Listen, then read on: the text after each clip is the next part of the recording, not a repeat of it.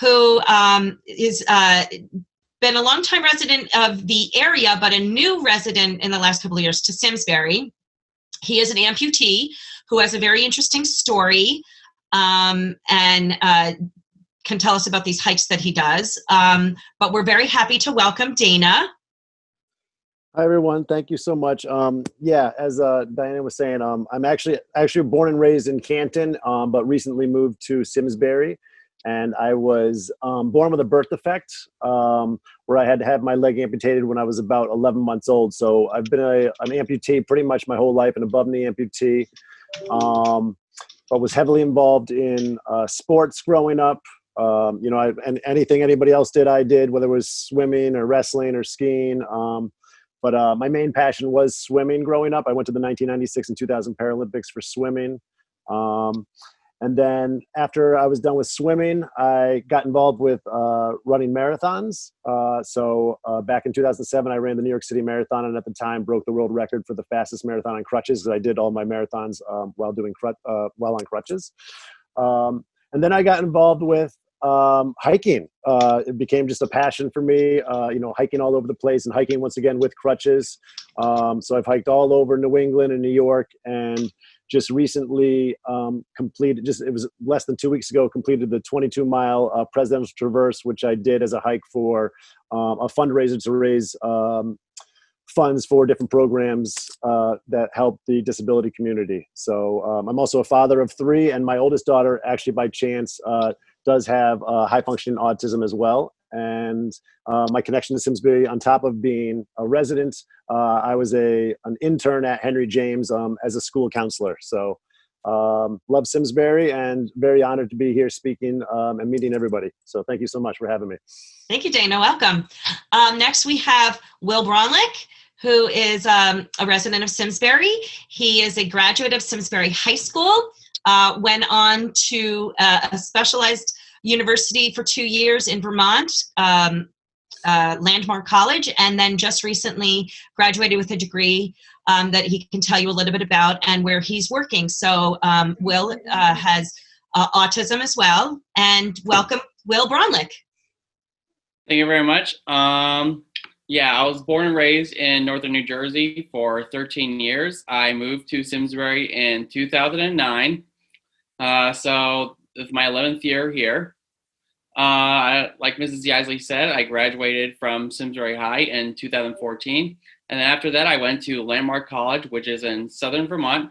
It's a small school of about little under 500 kids, and it specializes distinctly for students with learning disabilities. So for like ADHD, dyslexia, autism, any disability at all, Landmark is like a perfect stepping stone for anybody who wants to get a degree from there or wants to get like the proper college experience before they may want to decide to go off to another school.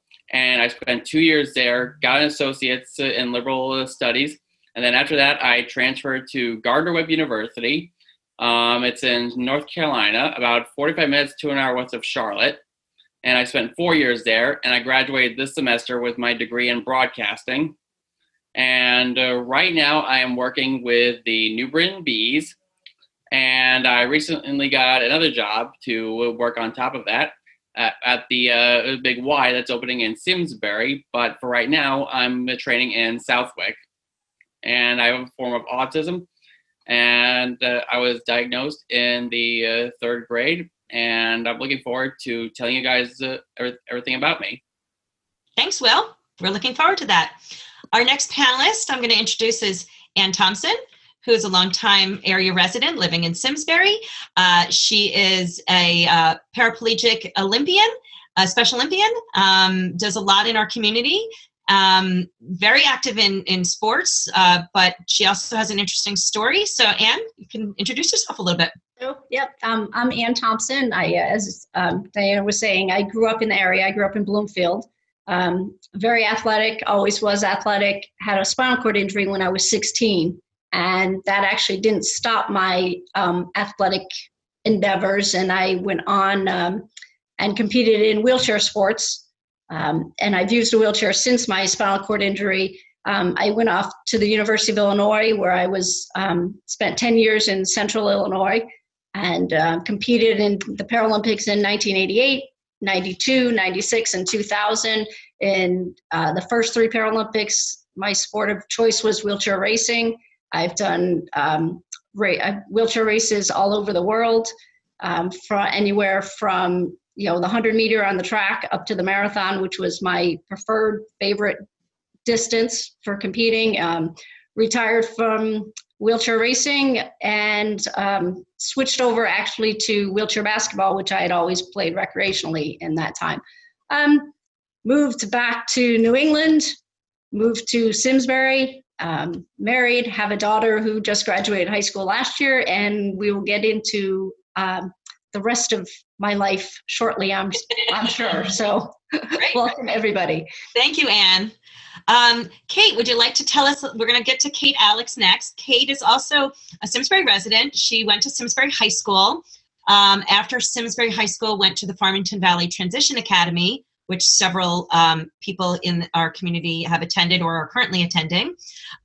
She's well known in the community. She also is, her mother, she's one of the inspirations behind opening up the restaurant Beans, which is next to the New England Pasta Company. Her mother is one of the co-owners.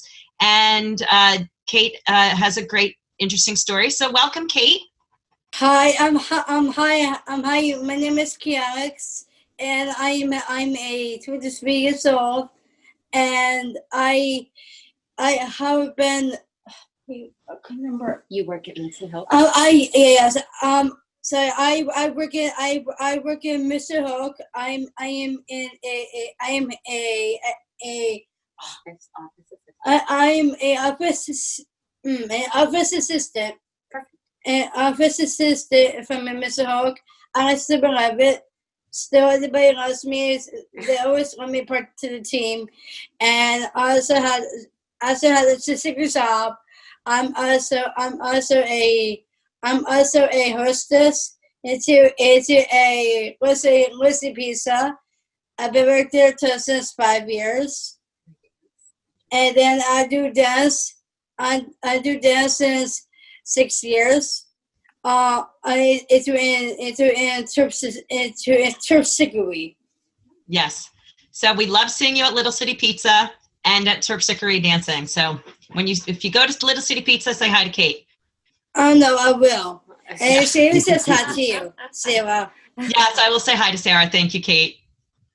Our next panelist that I will introduce is Nick Sinakori. Nick is, again, also a Simsbury High School graduate. Also went on to the Farmington Valley Transition Academy. He currently works at Beans. I don't want to tell your whole story, but a lot of people know Nick, and he's also known as the mayor, the unofficial mayor of Simsbury. So Nick, please introduce yourself and say hello. Hi, I'm Nick Sinakori. Thank you so much, Mrs. Yaisley, for letting me be on this panel tonight. I graduated from Simsbury High School. I went to FET, Farmington Valley Transition Academy, did Project Search at UConn Health through FAVAR. Then I got the awesome job at Beans & Co. And I also volunteered at Simsbury Public Television as doing the camera for sporting events. And I got to work with Miss John Hampton at the state capitol. And I got to, which was very, very cool. And I had lots of fun experiences. That's great. Thank you. Welcome. And thanks for joining us tonight, Nick. We are looking forward to hearing more from you. And our final panelist this evening is Stan Sobey. Stan, although not a Simsbury resident, certainly affects, what he does certainly affects everybody in our community and the communities around Connecticut. Stan has a very diverse background of help working with those with disabilities. Currently, the Vice President of Public Policy and External Affairs for Oak Hill. But Stan, tell us a little bit. He's also worked in special education and as paraprofessional support. So Stan, please tell us a little bit about yourself, and then we can start getting to our panel. Thank you very much. Very happy to be here. And again, thanks, Cheryl, for inviting me to join. I will say, as a half marathoner, I am in awe of Ann and Dana. Know some of what it takes to be able to do the distance. And so that's just amazing. But those are the kinds of things that are important, that people understand. It was one of the things that I learned a long time ago when some folks who had moved from Mansfield Training School and that I got to meet got me started on this journey. And it's been my privilege to be able to work with and for people with a variety of disabilities, helping them, advocating for them, helping them advocate for themselves, especially in adulthood when the supports that are available are very different from going through school. And very fortunate to be able to do that in a variety of ways, and also come from the perspective of having close family members with significant mental health issues, and supporting them, advocating for them, and with the aim of having, as we all want, as good a life as we can possibly have. And I think it's something of note that today is the start of National Disability Employment Awareness Month. And knowing that folks with disabilities are the least percentage employed in the various populations in the American workforce, and are such, and notwithstanding where some of the employment numbers are now, but looking at the most untapped resource for employment going forward. And that's something that really needs to be addressed by everyone. Yes. Because that's our future. And I'm glad you brought that up, Stan. You're right. It is something that not only are they severely underemployed as a population, the sad part is research has been done that proves that when you hire and employ individuals with disabilities in the workforce, your production rates go up, your attendance goes up, absenteeism goes down, overall morale goes up, your error rates go down, your production levels increase. And often, since all that happens, profit margins also increase. So the benefits far outweigh whatever support and services may be needed to support those with disabilities. It has been proven, but it's just sadly still so underserved and so unemployed, so underemployed in the workforce. We are the largest population of underemployed, as you mentioned.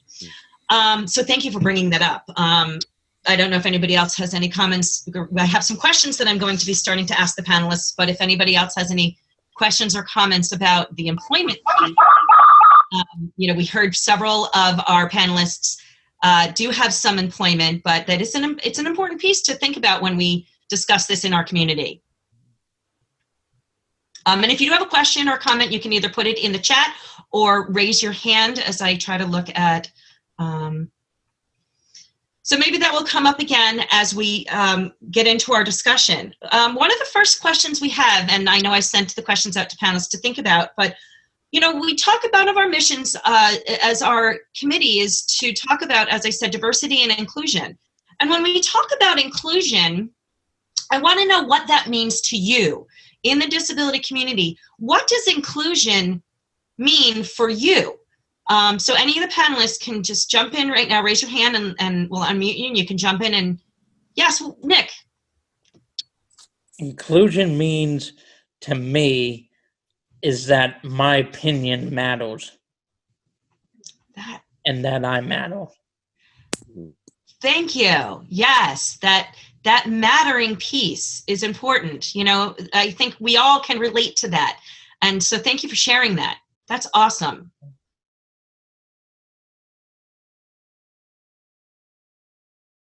I gave the panelist questions, so I'm skipping to question number 5 for those keeping track and may have it ahead of time.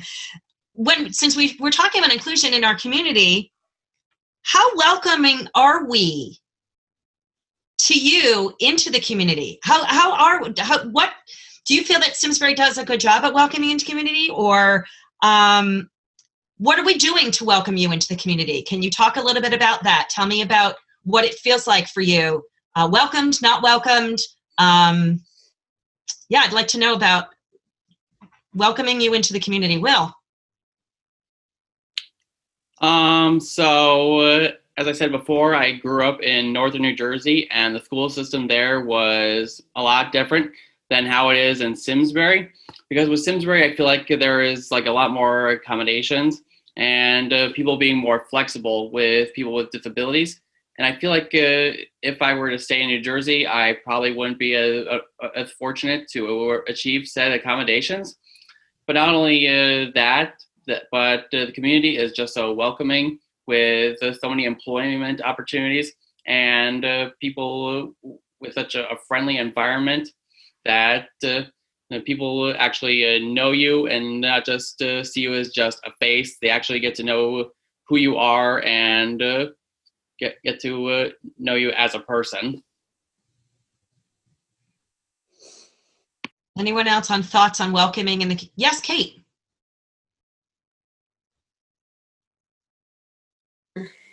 I was on sports team, so also I was in plays a lot. I done the passion shows, and also done play bar theater, and also I done a special Olympics, and also I worked at a Lucy Pizza. Also, I was a cheerleader. Right. That's great. That's welcoming. You could say I was very good. And I really couldn't. Yeah. I think as a community, I worked in the school system for a little bit as a part-time paraprofessional, and it wasn't even a second thought that I had a disability, and I was working with with kids with disabilities, but I worked mostly with the upper elementary school age, and it was the kids I was not working with, the able-bodied group of kids. It was never a second thought. I didn't notice kids kind of treating me any differently than they treated any of the other paraprofessionals or the teachers or adults in the classroom situation. And I think that speaks well for our future, that it was never, a second thought. When I would help out with the younger kids, they were curious and they had questions, and I would answer their questions. And I think that is a good thing, to ask questions. And I think that was a very comforting thought going into the schools. My daughter went all the way through the schools, graduated last year. There as a parent, the schools were always very inclusive, and it's like, oh yeah, of course, here's an elevator key. The teachers are upstairs or whatever the situation was. So I think it speaks well for the future, and hopefully things will change and be more inclusive, and it won't even be a second thought or second glance if someone comes with a disability. There goes my clock. So. Dana, did you have something to say? And then I'll get to Nick. Sure, yeah. And I can definitely second what Ann said just from my time, working in the Simsbury school system. Something I will say that I have noticed in Simsbury is, and this is just my own personal opinion. So growing up, I never liked the word handicapped. I always felt it, there was just something negative about it. The sense that like when you have a handicap, that means you have a barrier to success or you're not able to do something. And I never felt that about myself necessarily. And in the disability community, and once again, only speaking for myself, nobody else on the panel, but there are many people who do find the word handicap almost offensive at times. And I have noticed that in Simsbury, though there are some, when it comes to parking, there are some like reserved parking signs. There's a lot of still handicap parking signs. Specifically, like I was just the other day at the town hall, and there's literally 6 handicap parking signs right at the town hall. When this is like a 45 to 50-year-old sign that I feel like at some point could maybe be, if we're a progressive town and a forward-thinking town, I think we're at the point where we could change that, whether it's just to reserved parking or, there's a couple of different versions now, but just the word handicap does have a negative connotation to a lot of people in the disability community. So I think that is maybe one thing that could be potentially looked at, in the future for our town. I agree. And I'm going to get to Nick, but, I know we've often used terms like accessible parking, accessible spots. And Cheryl can attest to this. And one of the things we work on in the Aging and Disability Commission is for lack of a better word, because that's what they're still called here in town, the handicapped awareness. And, it goes with feeling welcomed in town, I think. When I cringe when I go to the schools or to shopping plazas and people who do not have the accessible parking plaque or permit are parking there, and they're just running in to the store for a second, or it's raining and my kid has to get in with a cello. And they don't realize that those are not convenient spots. They are reserved for those that need them. And my son Carter has a permit. I don't have a permit. It's in my car because I drive him, but I don't use it. If it goes with him into Dad's car, there's been times where we have absolutely, for the safety of his person, needed to use that tag, because the disability tag, because it was necessary. Otherwise, he was in great danger in a parking lot. And I've come out of schools and people are just sitting in there waiting for their kids to come out. And it's something that I find all communities need to work on, because that's not very welcoming to those that then need it and becomes a safety issue in town. I'm going to get to you, Carol, in a second, but I know Nick had something to say. So I think that you will like this, Diane, based on what you just said. My husband, when he was in law school, he had a friend who was in a wheelchair, and he had a van that had all the controls on the wheel. And it was a Sunday afternoon, and he was pulling into the law library, and there was this girl walking out of her car, and he pulled his van in really tight to her car, and she said, "What are you doing?" And he pointed to the handicap sign, and she said, "It's Sunday." And he said, "I don't walk on Sunday."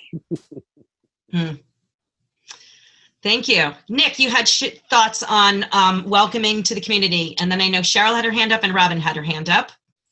I've never been denied to do things when given the opportunity here in Simsbury, whether it's being on SCTV or being the manager of the Simsbury High football team or doing stuff like that. But I also agree with Dana, because the parking sign did change back in 2017, and I think Favor helped change that sign, and time to get rid of them in Simsbury and replace them with the new ones. So let's tell John Hampton to do that in his next term. Thank you, Nick. I know. So Cheryl, did you have something to say? I was just wondering if our panelists with physical challenges might comment on the accessibility of our buildings, our public spaces, and all of our, Simsbury prides itself on a lot of its outdoor spaces and recreational areas. And I'm just curious if you feel fully welcomed into those spaces also. Please, Anne. I think I use a wheelchair, and I think I'm the only one on the panelists that uses a wheelchair 100% of the time. And I think some of it is I I grew up in New England, and New England is a lot older than most of the rest of the country. And I think sometimes, not just Simsbury, but New England in general, kind of falls back on they get an ADA exemption of things because it's historical, and that just really gets to me. But I think what I noticed here after I lived in the Midwest for 10 years in my late teens and through most of my 20s, and I noticed there when I wanted to go somewhere, I just kind of picked up and went there and didn't think twice about whether I could get in or not, because I could get in. Here, there are times where I was like, wait a minute, or I have to think about if friends invite me somewhere, well, I can't get in there. And having to call ahead when nobody else has to call ahead, they can just show up. That can get frustrating. You know, restaurants, it's like, yes, you can get in. Oh, but you can't get in the bathroom. Right. You're serving, drinks and keep offering me refills, and I can't get into the bathroom. This isn't a good situation. And I think some of these fixes, they say, get an ADA exemption because the building is old or whatever the case may be. But some of these fixes are very easy and don't need, thousands and thousands of dollars to fix them. And that still shouldn't be a barrier to fixing them. And some of it is because it is older, but it can be very frustrating finding out when you're there that you can't get in, or someone's got to help you, when I'm a very capable adult and can do things on my own. So. Thank you for sharing that. Getting to Robin, anybody else with that question? Okay. Robin, I know you had your hand up. Would like to share? Yeah, my name is Robin Batchelder. I have lived here since I was 18 months old. I was not diagnosed with autism until I was about 37. And I just wanted to say, and I don't mean to put sad notes on anything, but I'm very happy that our community has become more welcoming, because not to age myself, but 25 years ago, that was not the case at all. I got treated like I was a monster. I would go into Simsbury school systems and get treated like a monster. I would get bullied. I would get beaten up. I remember going home and crying to my mom, who's also here. She's on the panel. Mm-hmm. I remember going home and crying to my mom, asking me, why am I not normal? Why am I not normal? And it got so bad to the point that my mom and dad had to send me away to private school at the Riverview School in East Sandwich, Massachusetts. So I'm very happy that the community has come a long way, but unfortunately it has not always been that way, and it was not that was not the case for me. Right. Well, we thank you for sharing your story. One of the goals of why we have these discussions, and our mission is to have these honest discussions, to hear, it's not always about patting ourselves on the back. It's about listening to the true stories, and we're going to get into some of the struggles and difficulties that we do want to hear about, because I'm asking about welcoming because we want to know if where the struggles are, so that we can address them and become better and do our job as a community. I'm glad that we're doing better, but I don't want to sit on our laurels and say, all right, our job is done. We need to keep moving forward and make it welcoming for everybody. So thank you for sharing that story, Robin. I appreciate that. Anne. Yes, I have a quick comment. Cheryl asked how the outdoor spaces and things like that, as far as accessibility. We're a very active family, and we do a lot of things outside, and that has been wonderful. I mean, all the bike paths around, and it's just pure coincidence that the accessible playground at Iron Horse went in right as I was pregnant, and so it was perfect. My daughter grew up on that playground, and the fact that I could take her to the playground on my own when she was a baby and get everywhere. And if she had an issue anywhere on the playground, I could get to her and help her as needed. And so, I think that's been a great asset to this town. And so I think the outdoor facilities have been wonderful for me personally. As far as accessibility goes, I've been able to get everywhere and do everything active that we enjoy doing as a family. Judy, did you have your hand up and wanted to make a comment or question? You're muted still. get you unmuted. There we go. There we go. I want to agree with Ann in a lot of ways. I'm also wheelchair bound and have lived here for 5 years. And there are definitely spaces in town that, well, I wrote in the chat that the van accessible spots, people don't know what those lines mean, and people don't pay any attention to them. Correct. And I've had arguments with people at stores when I can't get in my van because I can't open the door and stuff like that. And I tried to explain what those lines are for and why those lines are there. And I have a big sign on my car that says don't park within 8 feet of me, and drivers don't seem to see the sign. Yeah. So those spots, I feel like they just need some sort of, like, there's an additional sign that says, van entrance, or, or something that can be used and can be put in those spaces, especially that one at Fitzgerald's. That everybody. Yes, that's particularly a one that we know consistently is an issue. Again, on the Aging and Disability Commission, we are aware of that and have tried to address that. And I do think, I'll be honest, as a town, we need to do a better job of understanding what those spaces mean for the vans, the other accessible spaces, and why they are provided. And, that's, again, being part of a better community, being part of a more welcoming community for everyone, is understanding why those are there, what they're for, and really do a better job. We really do. We need to do a better job with that all around. Cheryl. I'm wondering if maybe Stan knows of anything on the state level that might help us on sort of an educating the public theme, or on maybe new rules or regulations that might help those people who need better access. I would have to check, but I think, from my volunteer municipal experience, part of this is education and some necessary enforcement, and that, while the law may emanate from the state and then be adopted as local ordinances, it really is that education and that follow-up that really makes the difference. It's, are there, what's the signage that a business uses in order to encourage people, that the parking for, and it may be as easy as some designated spots for families with small kids that are closer in, so that the accessible parking isn't used for that kind of purpose. But it's really the local outreach, and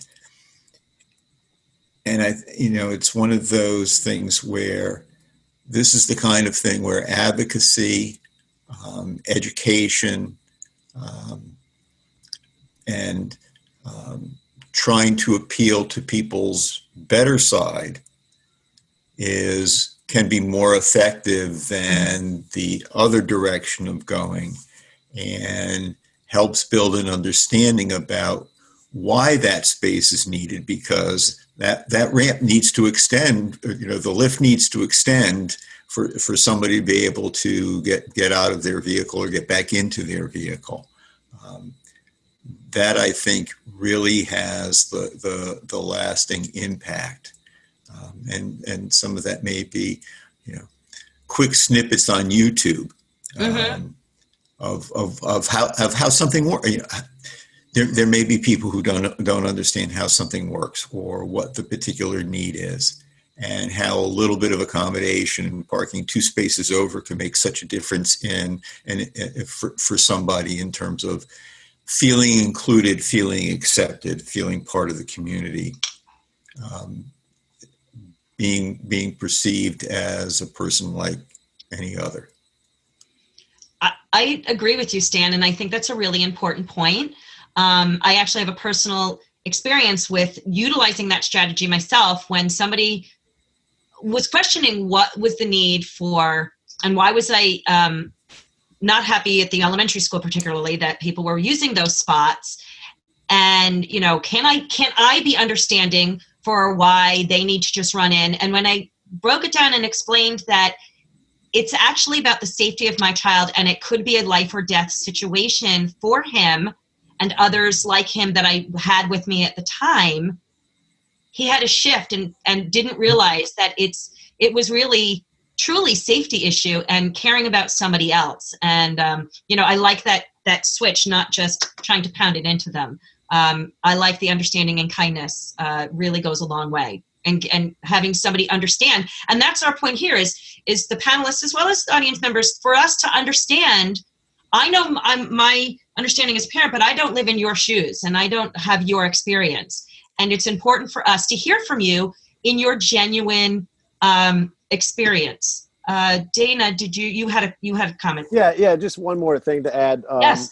As like Ann was saying about, some of the buildings and Simsbury is I think starting to do a good job, but if there just was a little bit more uniformity, because Ann was talking about Iron Horse Boulevard, which I absolutely love. I love that playground so much. And their parking spots are actually, they don't even have a name. It's just like a wheelchair, one of the kind of a more sporty wheelchair.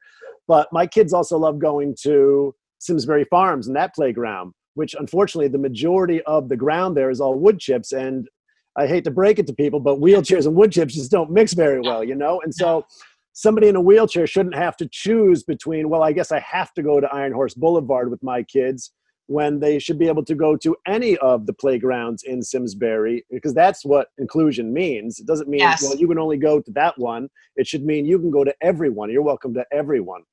Yes, you're right. And the same issue at the PAC, if you try to get through the gravel or the wood chips there to get to the lawn, and it is something we have recognized. And I know there is some stuff trying to be worked on for that, but you're absolutely right. Inclusion is not, we've given you this area over here to go to, and that's where you're relegated to. So Thank you. That's a really important point. Thank you. I want to make sure I'm not missing anybody on this welcoming. We've kind of started to dabble into the other question. And those, I know the video, I'm going to backtrack for 1 second. I know the video stopped briefly. So for those that missed the first question we talked about inclusion and what it means to the panelists. Then we moved on to how welcoming are we as a community for those with disabilities. So we've dabbled into this a little bit. So I'd like to ask now pointedly, what are some of the struggles that you find having a disability and living in a town like Simsbury? We've talked about some accessibility issues. We've talked about, playground. What else do you find could be a struggle for you living in a town like Simsbury that you've encountered or experienced? Nick. Transportation, but not much. I feel pretty much included. Yeah, so you think, I agree, transportation is an issue, is a large issue for many people in the disability community here in Simsbury. We don't have a good transportation system for and systems that are in place. Simsbury is not in some of these disability rideshare services. We are not a town included in those services. It's something that I have looked into and are going to continue to look into, but it has been brought to the Aging and Disability Commission many times, the transportation issue, whether it's social transportation to get around town to social events or movies or restaurants. Job transportation is an issue. That's really, really important. And it really then isolates and you're not open to having that inclusion experience. Who else has? Anne. And then Kate. And I think I just saw Judy might have put this question up there, the sidewalk situation. Yeah. Some of the sidewalks are not so great in town. And I personally am one who am outside kind of regardless of weather. I like the winter. I don't mind a little bit of snow. But I cannot move in the center of Simsbury when it's snowing because the sidewalks and the curb cuts are not cleared, or they're cleared to a very skinny. Now, my wheelchair is not too wide, but mine is probably one of the smallest chairs out there. So getting through in the winter is not, it's not going to happen. I mean, I cannot get from, say, Fitzgerald's to trying to think of something a little farther down the road. I can't do it because the sidewalk may be cleared, but once I get to a curb cut, it's now skinnier, or the plow from the road has come by and piled it all on top. So that's something that every community has an issue with. Honestly, it's not unique to Simsbury. It's every community has an issue with that.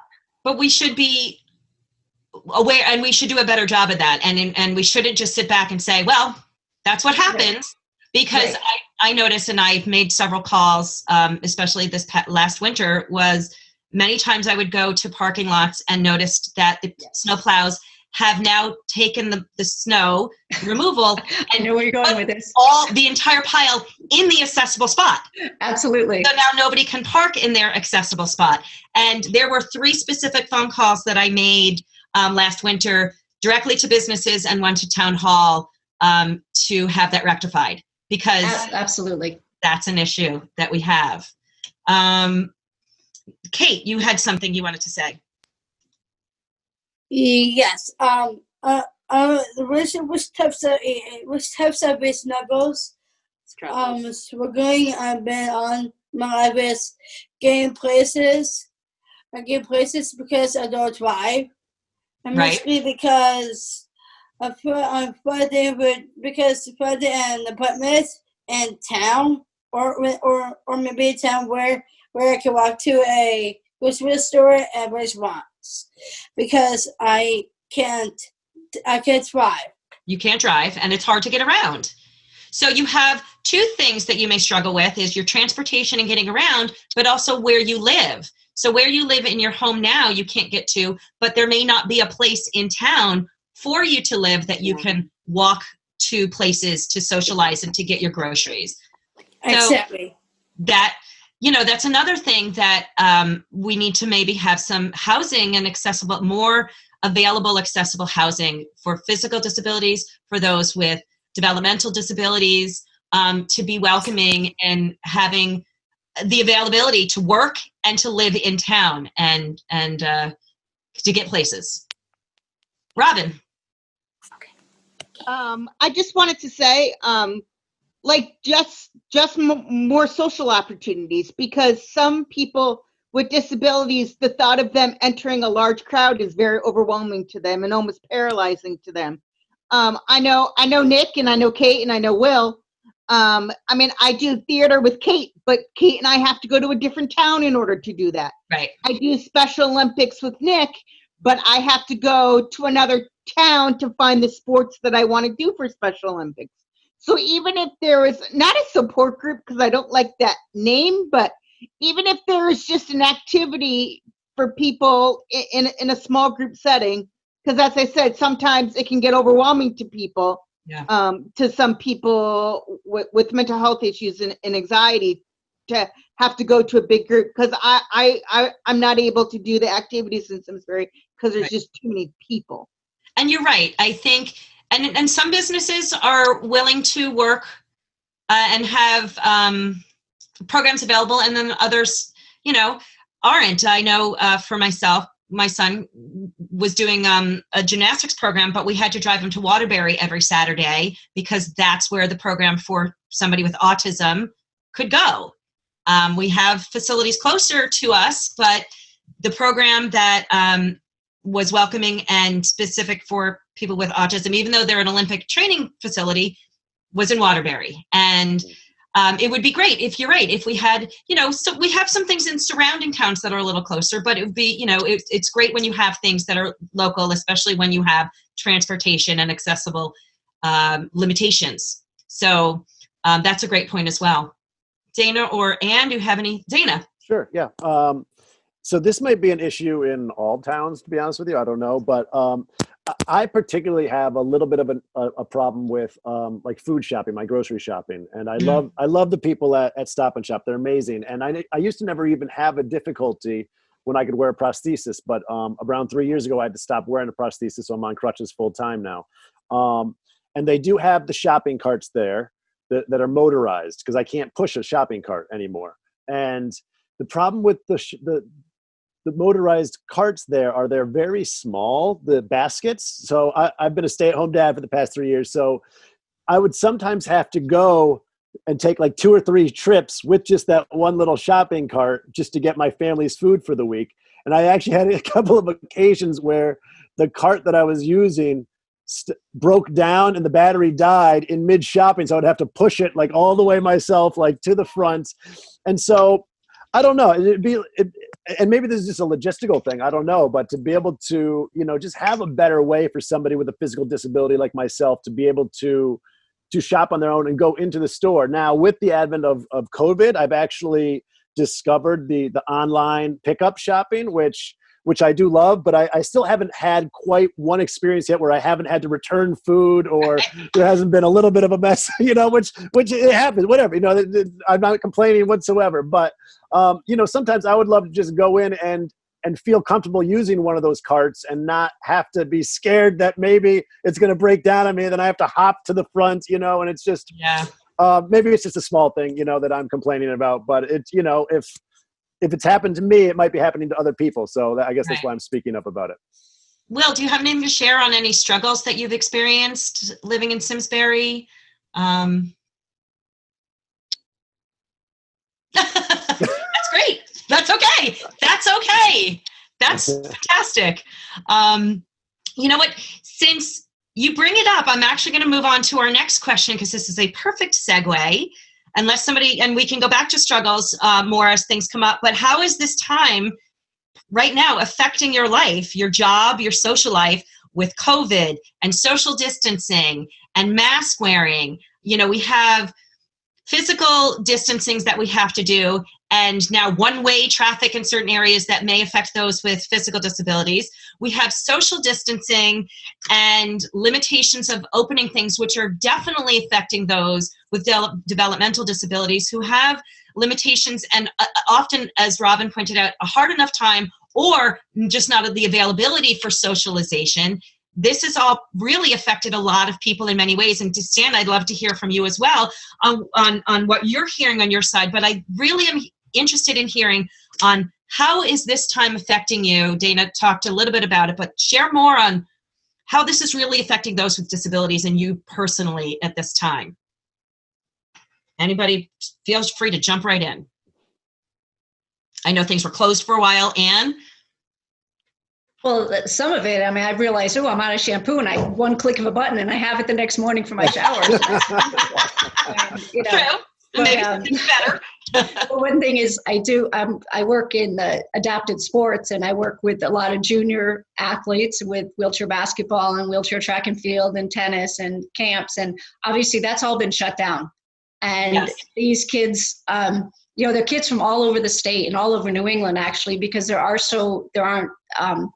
to get enough kids, we get kids from all over the area. And so that's been tough on the kids. We did a virtual camp this summer, which was good, but it's still not the same as being there. Right. And we're working now on a program to restart and what we're allowed to do and what is safe to do and who can come to the programs and things like that. So that was the biggest change, I think, for me, because it's difficult. I'm a very active person, and we were outside pretty much every day during this time in our driveway playing games. We're fortunate to be able to have the space to do that. Got a basketball hoop in the yard. I can continue to play basketball. Did hundreds of miles on my hand cycle with my daughter. So we were able to continue that. But a lot of the kids I work with were not able to continue that because they don't have the equipment. They borrow the equipment from our programs. And they may not have the facilities to be able to be outside or transportation to get to where they need to go on, when it's not a program that's structured. So that's been the biggest change. And I think we try to keep in contact with these kids and just kind of, whether it's through social media, just to see how you do it. Right. They've been isolated along with so much of the population at this point. So. Right. Absolutely. Nick, and then Dana. Nick? The biggest part for me when at the beginning was losing my routine at the beginning of COVID, and pretty much in not having a job, and wearing masks are cool, and but hard sometimes. But you got to accept it. It's because they're necessary to staying healthy. Right. But you're right. When your job was suddenly shut down, that must have been scary. Like, will I go back? Yeah. Yeah. Yeah. Kate, I know that Dana had his hand up, and then I'll get to you, Kate. To piggyback a little bit off of what Ann was saying, I started playing wheelchair basketball a little over a year and a half ago, with the Connecticut Spoke Benders, which are based out of the Hospital Special Care, which I know Ann is a big part of, and I can personally say that many of the gentlemen that I work with and I play with on the Spoke Benders are really suffering in a way, because wheelchair basketball for a lot of these guys, was their main source of not only physical activity, but also like it was a great socialization for them as well, and to be able to feel a part of something, really means a lot to somebody who, could be isolated in a wheelchair or have another, type of disability. And now they have nothing, no way to connect with anybody. So, I can personally say that a bunch of my friends have really had a difficult time with this. I'm fortunate because I'm still able to get out and, go into nature or, take walks or that type of thing. But, for a lot of my friends, that's not an option necessarily. Right. And then maybe probably, along with a lot of other people, as I've been a stay-at-home dad the past several years, and, especially this past spring and, going to this fall has been very difficult because I do have 3 kids, and my oldest daughter, who's 13, really wants to be in school, but she also has some other health issues, and it's just, we're just not in a position where we can take any type of a chance with her, and that's hard, because I don't know if we're making the right decision some of the time, but and it's difficult doing the distance learning thing, and so that part is definitely, which I'm sure, whether you're somebody with a disability or not, a lot of people are going through some of the same things. Right. So I definitely empathize and feel with everybody who's going through that. Thank you. Kate.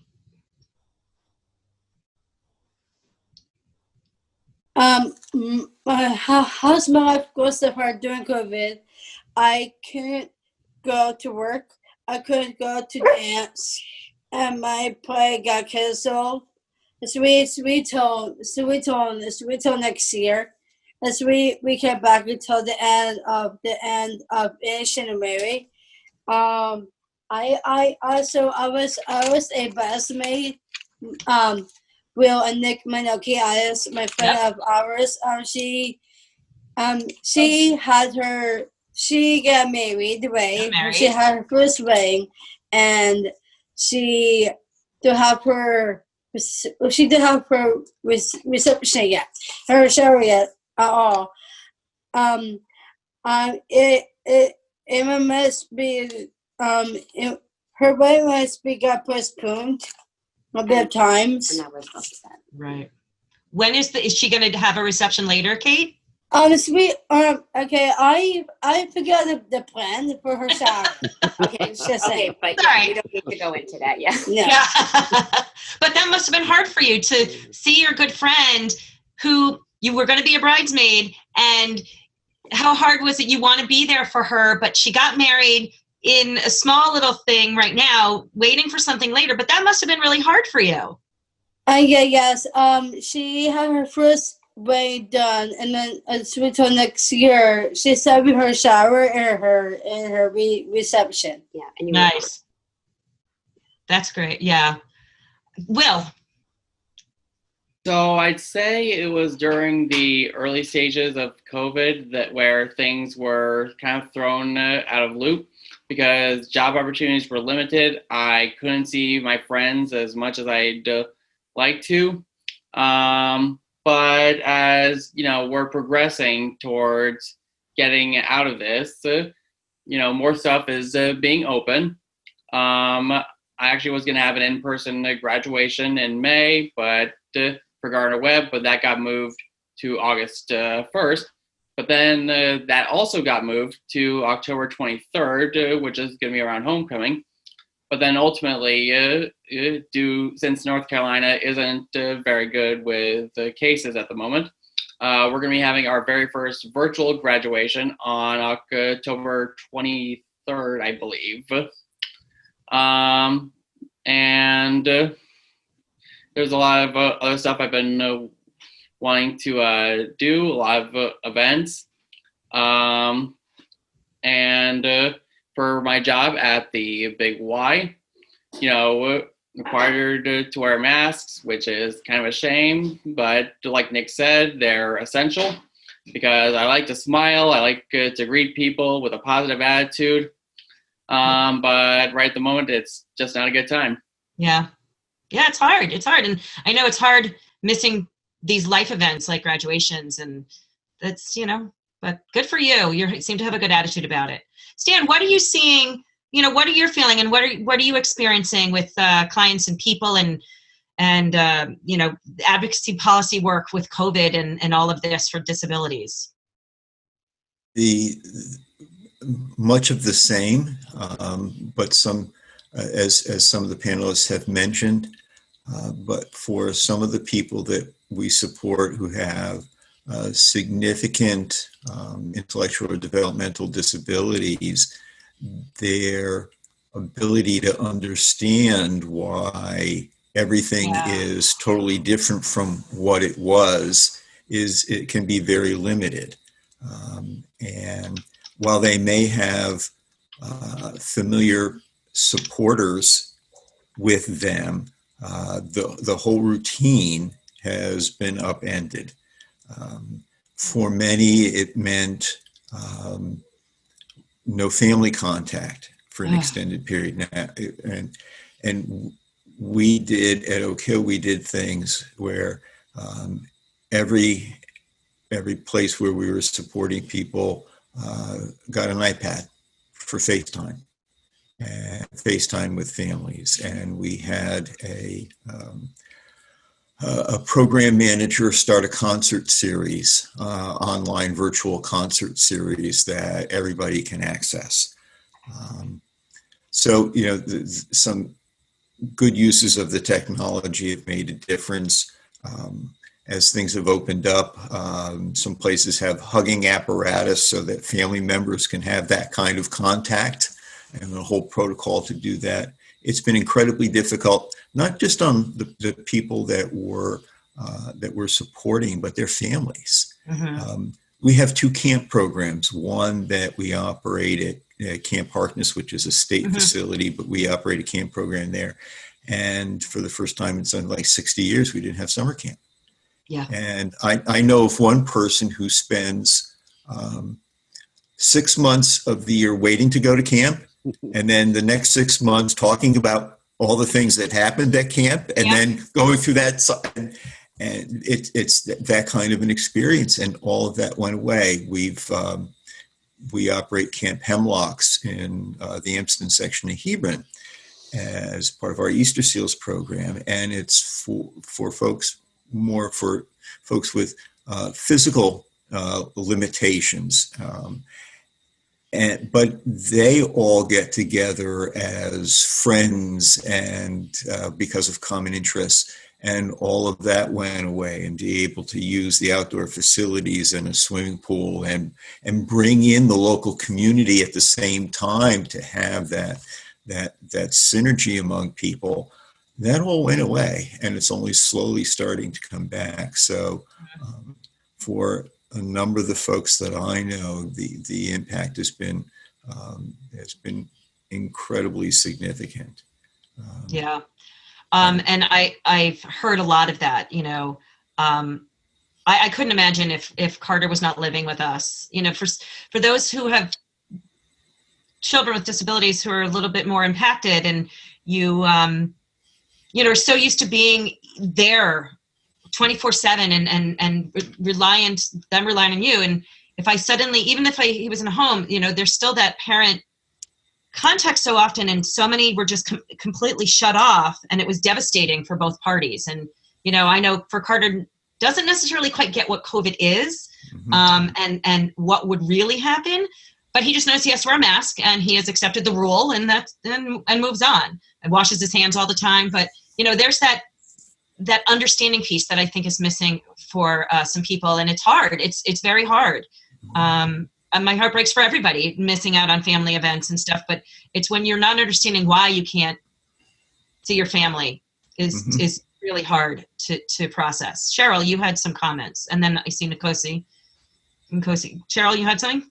I'm just trying to unmute. I was just going to follow up on what you were saying, Diana. For those of us who are parents of somebody with a profound intellectual disability, we couldn't see him for 6 months, and we just got to see him for the first time recently, and that makes me cry. Terrible. I mean, it's terrible for him, and it's terrible for us. But there are so many other challenges that came along with that because he's very sensory defensive, and a lot of people with his types of disabilities are sensory defensive, and to try to get a mask exemption from the state is nearly impossible. And what we found was, he had to go to a dentist, and the dentist refused to see him because he didn't have a mask on. And even though we had a piece of paper that said, he can't wear a mask, they said, too bad, we're sorry. He ended up, we had to go to St. Francis Hospital, so he could have somebody look at his teeth. And even there was a lot of resistance. We had, calling ahead from his providers, from the house nurse, and everybody else. So I think it would be great if people out in the business world and out in particularly medical providers had a little more understanding of what it takes for some of our folks to put a mask on. And while we have done things like had gotten a shield but he can't even wear a hat. He's never worn a hat. He can't wear gloves. He can't do any of that. So a lot of people don't understand that concept. Right. And, an iPad is great, but he looks at the iPad like it's a TV. He doesn't understand why that's us on the TV. I'm not laughing at you, but I know. And it's just, that's the way it is. And, the provider tried to say that, we could come and look from a distance. Well, that doesn't work either. If he sees us, he thinks he's going with us. There's no middle ground there. Yeah. So I'm sure there are other parents on this program now that have experienced that type of feeling, and it's difficult. Yeah. Nkosi, you had a question or comment. Oh, you're muted still. Oh, go back to unmute again. Okay. I had a question for Will, because I don't know if I missed, but I heard you saying that you were supposed to have a graduation in North Carolina. So I was just wanted to know, what school is it and what is it that you're studying? So I actually graduated from Gardner-Webb University. It is in North Carolina, about 45 minutes to an hour west of Charlotte. It's very close to the North Carolina-South Carolina border. And I graduated with my degree in broadcasting. Nice. All right. Yes. Awesome. There are possibilities. Yeah. So talking more about COVID and social struggles and mask struggles and, I know we'll speak for, and some people, Nick, I know, talked about job closing, and Will missed graduation. Technology is great and has saved us all. We're all on a Zoom right now, and that's great, but it's not the way we always did things. And as Cheryl talked about, sometimes those technology is even difficult for those with disabilities, because especially a developmental disability, it took a while for, I know, my own son to understand these Google Meets, and one-on-one was fine, but as soon as it got to be groups, it was very overwhelming for him. And, he's still in a transition program, and I purposely did not have people on the panel who were not graduated and living an adult life. But imagine what school is like now for those with disabilities, now having to be home. And your individualized program cannot be individualized at this point because through, it's all being done at home or through technology. And, his part of, as Nick went through and Kate went through the Farmington Valley Transition Academy, and anybody else who may have, the whole purpose of it is job training and life skills training. And that's not something that he could do sitting on a Google Meet from our dining room. He basically lost 7 months of his programming. And unfortunately, we don't get that back. And that is devastating for parents because he needs that time. So I know from my perspective, there's a lot of things we've lost in COVID. Yeah, my typical daughter also lost her high school graduation. Anne's daughter did as well. But the tangible things that we're losing in socialization and education and life experiences for all of us, but those with disabilities, it can be more impactful. And what they're losing, that time and experience, is critical. It's critical timing. And Stan, I know you definitely have experienced this with your clients and families, but it's really a story that we're telling, and we don't know the end yet. We don't know where this is going to wind up. Anybody else have any comments or questions, audience, before we move on? Dana. And then as I had mentioned about my daughter who's 13 and has autism, and the past year she's really matured so much and just come out of her shell. And I mean, if this had happened like 2-3 years ago, like she didn't want any type of friend, she didn't want to know anybody, she was totally cool just hanging out by herself.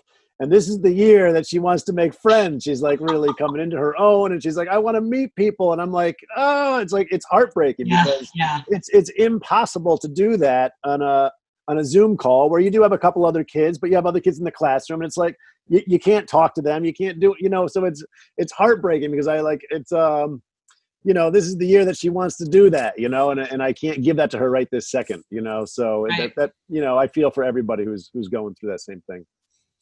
Thank you. Nicole? So I also have a middle school daughter with a trauma background who is hungry for socialization and at a stage where she's ready to do it appropriately and take the bumps and the get down, stand back up again of middle school. And so I think we're about to go back to school in a couple of weeks if COVID stays in check in the middle school, 4 days a week. So that will help. But my idea was, I've heard so many good ideas and things that we could address. And I know that, Will, you have a background in broadcasting. And I know that, Nick, you said you are involved with SCTV. I was kind of just thinking, I don't know how we exactly make it happen, but I wonder if there's something there, like a little series of segments on Simsbury through our lens, or let's make Simsbury better, or just, I don't know, I'm just going to plant that seed. Maybe we can circle back after the session's over and just see if there isn't just something we could make happen there, because you're all here and it seems like it's possible. Nicole, you always have such a great big perspective. I think that is fabulous. And if that comes from this Let's Talk, Simsbury Let's Talk, I would say that is unbelievably great. And I think it can happen. It totally can happen. I think it's great. That's fantastic. We have talents here. Let's utilize them, and that's one of the things, we're going to get to some more questions, but one of the things that I always like to plug, and I'm going to probably plug this again at the end, and hopefully it will be our takeaway message, is focus on abilities. We talk about disabilities, but what are the abilities? And focus on our strengths. And I know, so I always use this example. I'm going to go out for a job, right? I cannot sew to save my life. Okay. So I'm not going to go apply to a job to be a seamstress somewhere. That would be futile. We shouldn't have to force people with disabilities into jobs that they're not good at either, just because it's a job. But when I'm creating my resume, I'm not putting down all the things I'm terrible at. I'm putting down all the things I'm good at.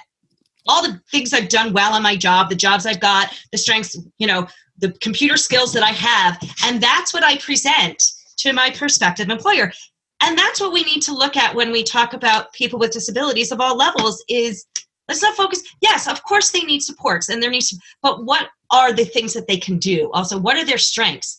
And that's, we focus on, we highlight their strengths and support the weaknesses. that's where we can be productive in our communities. That's where we can be employable in our communities. That's where we can be welcoming and accepted in our communities when we present the right resume for that person. So with that, why don't we talk about maybe what some of your goals are, and things that you'd like people to know about you, whether, within your disability, and what you would like, people to know, and where you'd like to see things move forward. Kate.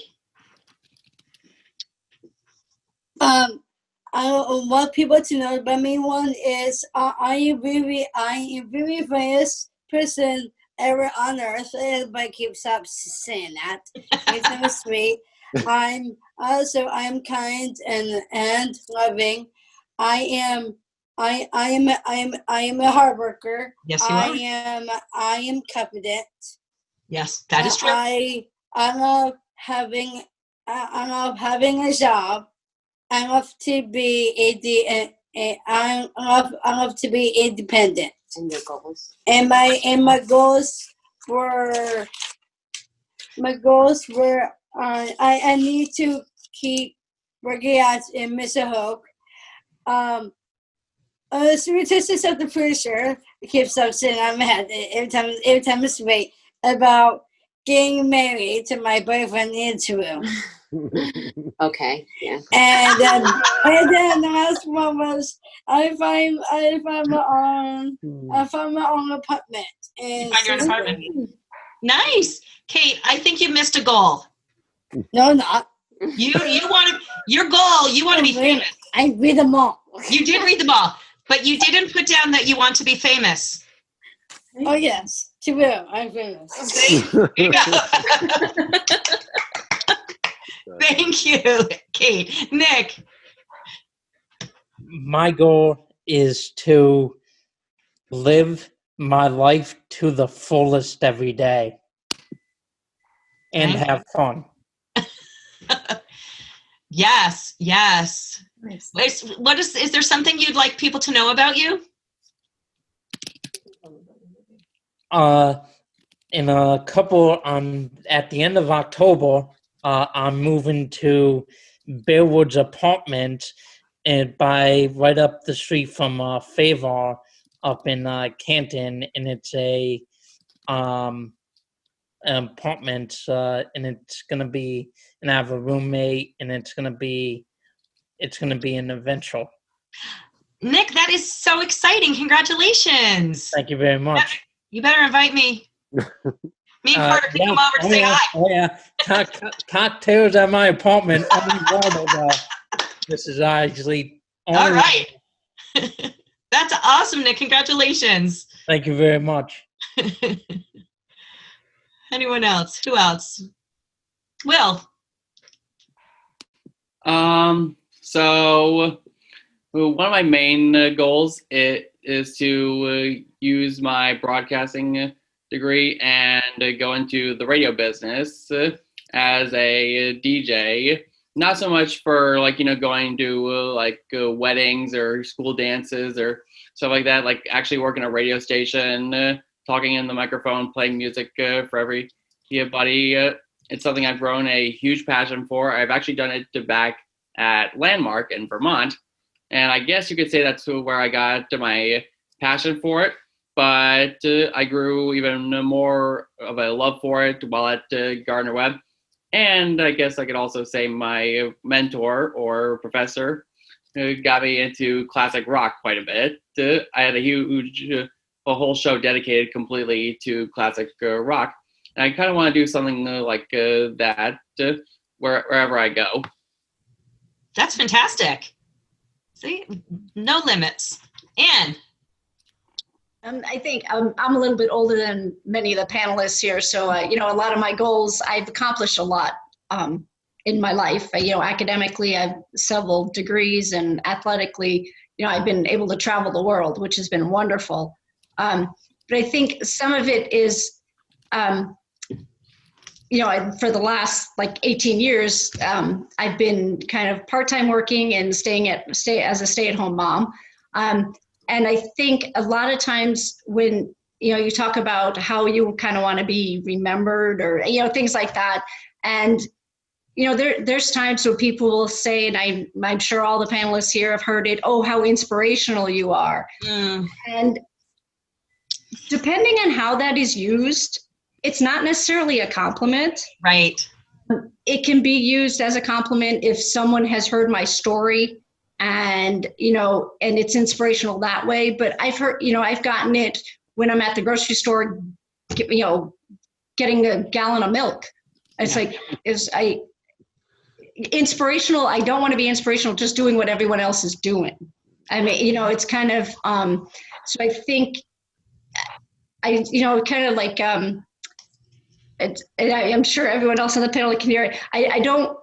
It's fine for me, someone to call me inspirational if it's done for the right reason, versus just I'm doing what everybody else does. It's just the common everyday occurrence. And, Nicole, if I see you in the store buying a gallon of milk, I'm not saying, ooh, how inspirational. Right. But I see you out there, I don't know, on a kayak doing some amazing tricks. I'm like, whoa, that's incredible. I'd like to be able to, figure out how to do that. And that's inspirational. But, so I think sometimes if you living with a disability, you're not given credit or not. It's like you can do more than just get out of bed. Right. And, it's like, and I know Dana's experienced it as an elite athlete, and, so I think it's kind of a goal of mine, and I'm trying to get better at it. When someone asks a question, even if it's the 100th time someone's asked me that question, it's the first time they're asking me the question. So trying to be a little more patient and like, oh, here we go again. But trying to be a little better about answering them in a way that they can become educated. And because many times I am, I, no pun intended, but I stand out in a crowd, yet I'm the only one not saying anything. But it's kind of like, it's kind of like when little kids have no filter. Right. And, little kids will ask you anything and everything. And, an example is when my daughter was little, preschool, we were on the playground and I heard a kid say, "What's wrong with your mom?" And I could see the look on her face. I go, "No, what's wrong with mom?" She turns around and sees me and she's like, "Oh, nothing." And they're like, right. And the little kid, it was no big deal. I mean, but she's all concerned about, oh, what happened to mom? And she looks at me, it's like, nothing's wrong with mom. I mean, and it's like, and I don't know who the little kid was. It was probably someone she graduated high school with. I don't know. It was just a little kid when she was, 3-4 years old on the playground. So I think sometimes as adults, we lose that. You can't necessarily get away with saying things like that. But I think it's important to, be curious and not judgmental. And that's not for me. That was what I think Walt Whitman said it. And I think my goal now is to kind of educate people who are curious, and don't treat it as them being judgmental. They just want to know, right. Even though I've heard it 1,000 times, they haven't heard the answer ever. So. And I know, Judy, you had your hand up and I want to hear from the other panelists, but you touch on something that is also an interesting point, and a fine balance I think we as a society and community need to be careful of is we want to honor those special moments that you have, understand who you are and treat you with respect and dignity as a person, but not constantly looking for that, pardon my language, inspiration porn that often happens in the disability community, where it's only highlight because somebody with autism shot a bunch of basketballs, there are other things that they do as well. And, you have things because you're seeking out to do those amazing things that you're doing, and that should be honored. You trained hard as an individual and as a person because it's your passion. But that is such a great, important point that you bring up, Anne. And so thank you for that. Judy, I know you had your hand up. I saw Robin, and then I have some other panelists. But go ahead, Judy. I did, thank you. Along the same thing that Anne is saying, it's adults. I mean, it's the adults that need the education. It's the adults that look at me and say, "Oh, trade you what? My 2 legs, my 2 useless legs for your 2 good legs?" Like It's just, and the kids don't necessarily come across that way. I mean, yes, if a kid jokes with me about wanting my wheelchair, I can say, well, you give me your 2 legs and I'll give you my wheelchair. But I think that a lot of it is just awareness and bringing that, just as Anne was saying, being more open and saying, yep, this is the 15th time I've heard somebody want my wheelchair, but really you don't. You don't. I also live in a building with 40 other people who have MS, and it's really hard because it affects every single one of us differently.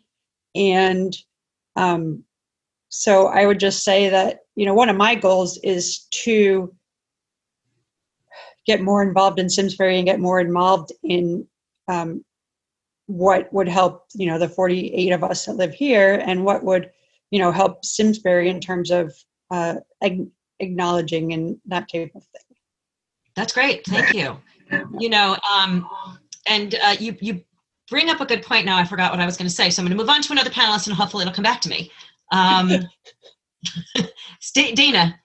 Sure. I loved everything that everyone said, and love what Anne said about the disability part. And I can definitely relate to that. So I think for me, I actually, probably not at the time, but subconsciously really did not like the fact that I had a disability, which is why I think I went to the extremes to show people that I didn't have a disability. And that was through sports. And so I was either as good or better than most of my able-bodied peers. And that's how I dealt with the fact that I had a disability. But the fact was that once the sports kind of were over, after the 2000 Paralympics, like I didn't have a whole lot to turn to after that, and the reality is people with a disability suffer from mental health issues significantly more than some, able-bodied people or somebody who doesn't have a disability. And that's something that I can definitely attest to. My 20s and 30s were extremely difficult dealing with mental health issues because of the fact that I wouldn't accept the fact that I had a disability and just couldn't accept that, And it was about 3 years ago where I talked about where I used to have a prosthesis. I wore a prosthesis my entire life. And about 3 years ago, I discovered that my hip was deteriorating at a very rapid rate, so I could no longer wear my prosthesis.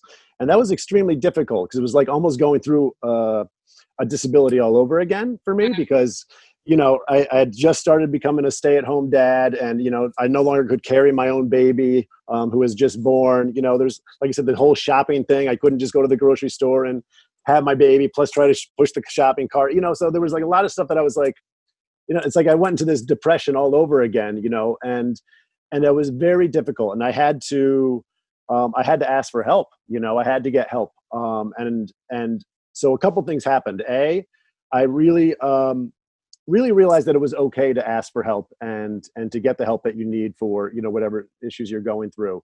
But Uh-oh.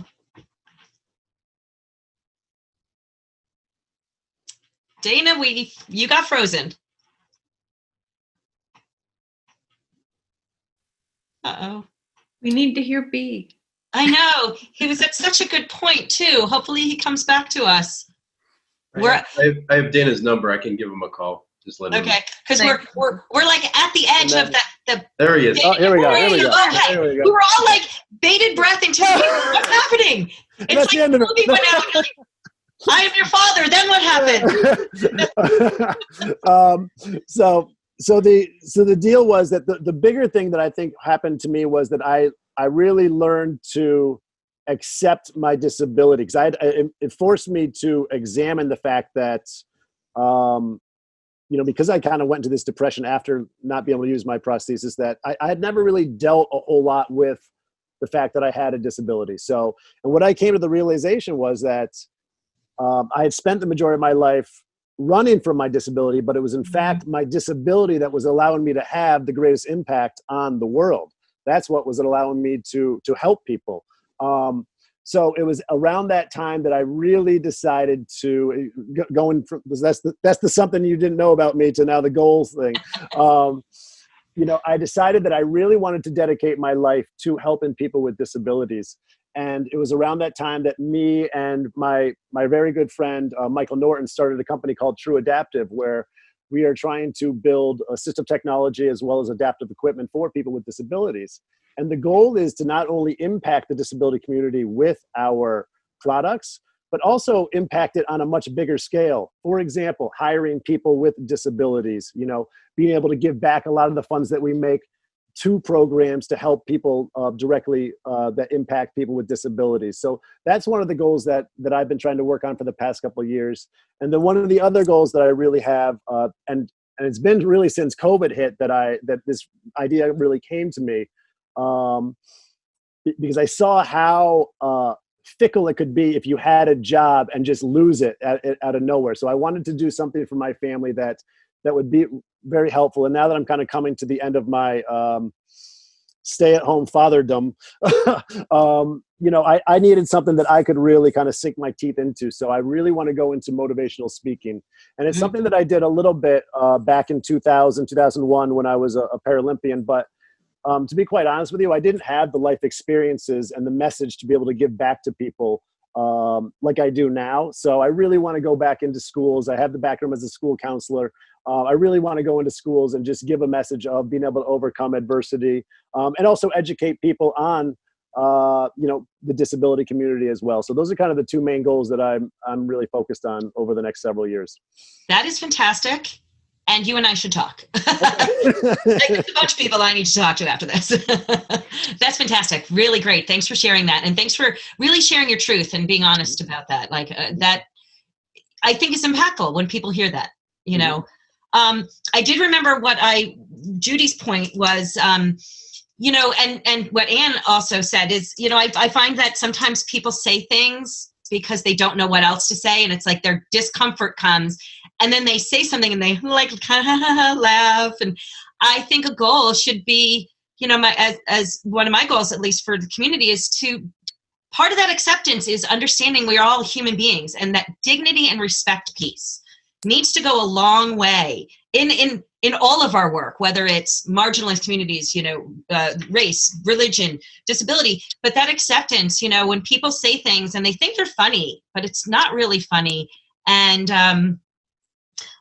getting that discomfort level kind of to ease a bit will go a long way into that acceptance and welcoming into that community.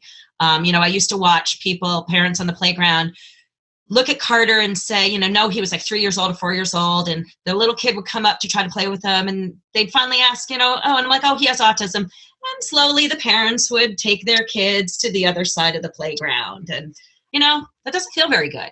Or asked when he's in third grade if he's a savant because he was able to recite Cat in the Hat, over and over again. And is he going to go to college? When in second grade, I was asked that. I'm like, I don't know. Do you know that your second grader's going to college? It's hilarious. Stan, I would love to hear from you about, you may not have personal goals for your, but goals that you would like to see for the community and what you would like people to know about what's needed for the disability community and goals for the disability community. I'd love to hear from your standpoint in the advocacy and policy work that needs to be done. I think we heard that this evening. People's stories need to be told. Policymakers need to hear it. I know one of the things we hear, whether we're talking to folks who are at state government or in Congress, is, and that's whether it's the members or their staff, is they want to hear people's stories, because that's how people relate to an issue. That's how people see what's important. That's how people come up with agreements and solutions, and progress gets made. To hear the stories like we heard tonight, the stories of what the challenges are, the stories of hope and inspiration and successes. That's the best kind of advocacy, and it's getting those messages out to people who otherwise might not hear them, and might have some preconceived notions, and this is the way to change those preconceived notions and to have people be more included, and drive what happens in their own lives. Absolutely. I think he has jumped off, but I see you, Robin, but I do want to recognize that on that note, I think he has dropped off the call because he may have had something else to do, but I did appreciate that Eric Wellman was part of our call this evening, our first selectman here in Simsbury, and he's been on every single one of our calls, by the way, I believe, but it's people like that need to hear, and I saw him as certain topics were brought up. I saw his wheels, I saw him making notes, like I was not aware of that, making notes as we were doing things. And you're right. Those are the people who we all have the ability to affect change, but then get it to the people who are making the change, who are making those policies, who are creating the laws, who are in the positions of power to affect the change that we want to see made. Robin, you had something to say. I just wanted to say that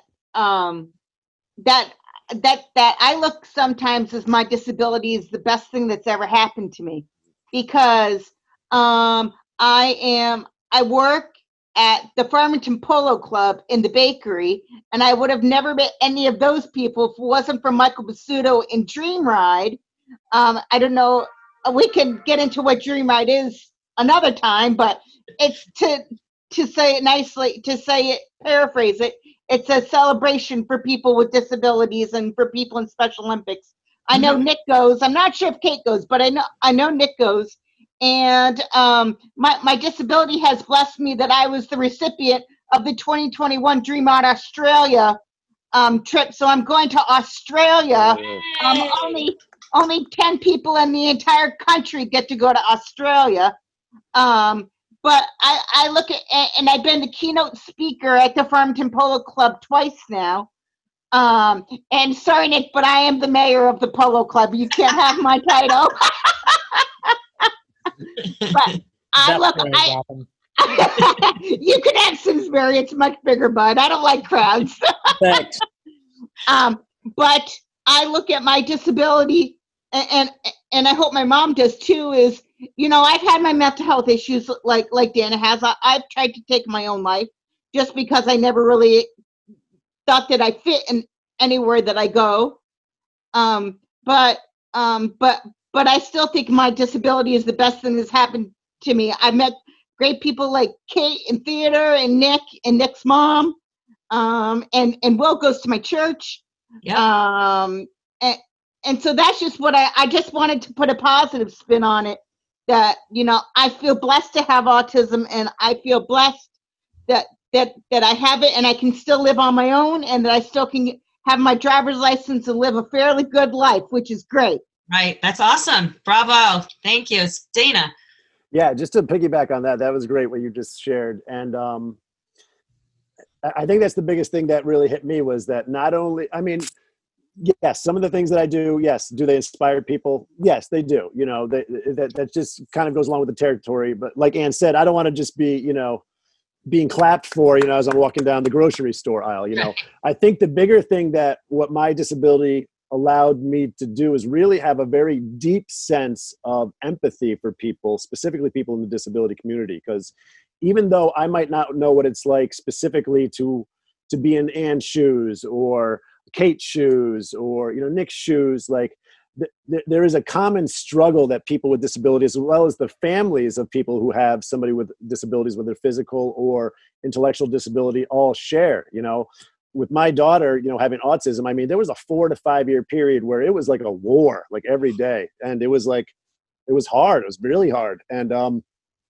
you know, so to have that common bond, to have that common struggle that you've gone through allows you to kind of have that sense of empathy. And, you know, which is why I know, at least for me personally, is why I really want to help people, specifically in the disability community. So what you guys are doing here has just been absolutely amazing. And, you know, I'm very proud and honored to be, you know, part of this panel. Thank you. Thank you. I have found this to be fantastic. I've appreciated hearing everybody's stories, people's truths. We do want to know struggles, because that's part of the story, and it can't always be the sunshine and the roses and pat ourselves on the back about how great we're doing, as I said before. I want to make sure there's nobody else that has anything to say, because I want to make sure we hear from everybody. But this has been really great. And, I think as a community, I would love to hear from you, not only in my work on the Spirit Committee, but as I mentioned, on the Aging and Disability Commission as well.